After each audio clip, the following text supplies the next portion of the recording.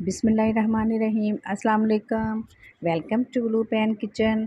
आज मैं आपके लिए बहुत ही मज़ेदार और इंस्टेंट खीर की रेसिपी लेकर हाज़िर हुई हूँ।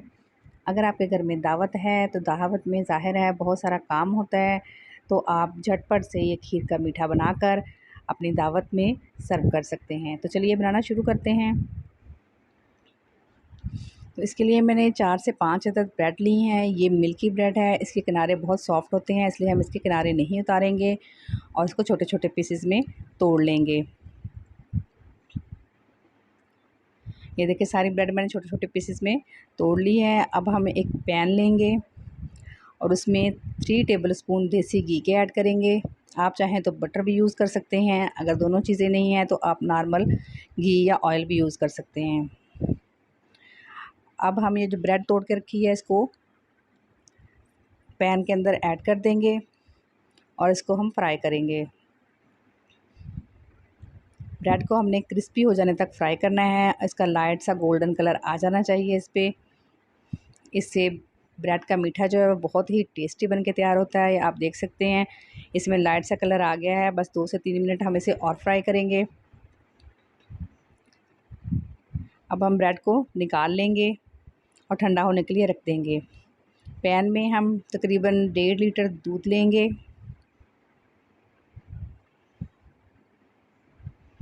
और दूध का बॉयल आने का वेट करेंगे। अब हम इसमें 3 सब्ज़ इलायची खोलकर ऐड कर देंगे। आप चाहें तो इलायची का पाउडर भी शामिल कर सकते हैं। मिक्स कर लेंगे। दूध में बॉयल आ चुका है। अब हम इसे फ्लेम को लो करके पकने के लिए छोड़ देंगे। तकरीबन 10 से 15 मिनट तक दूध को पकाएंगे कि ये थोड़ा सा थिक हो जाए।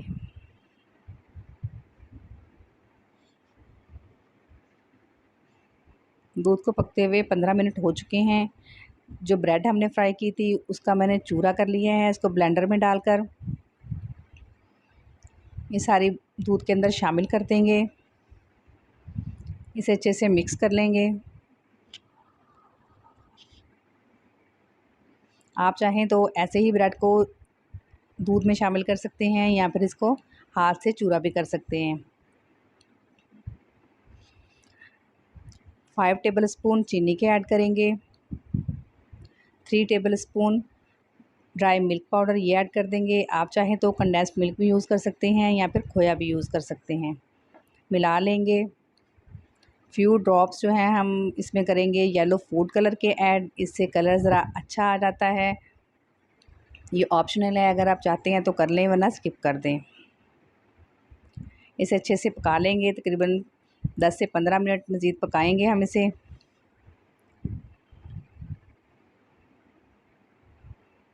अभी देखिए हमारी खीर बनके रेडी हो चुकी है। हम थोड़ा सा इसे ठंडा करेंगे और बाउल में निकालेंगे। बहुत ही मज़े की ये खीर बनती है। ठंडी होकर थोड़ी और थिक हो जाएगी। आप इसे ज़रूर ट्राई करें। अब हम इसे बादाम, पिस्ते और खोपरे के साथ गार्निश कर लेंगे। दुआओं में याद रखें। रेसिपी पसंद आए तो प्लीज़ लाइक एंड शेयर ज़रूर किया करें। चैनल पे नए हैं तो चैनल को सब्सक्राइब कर लें। मिलते हैं नेक्स्ट वीडियो में।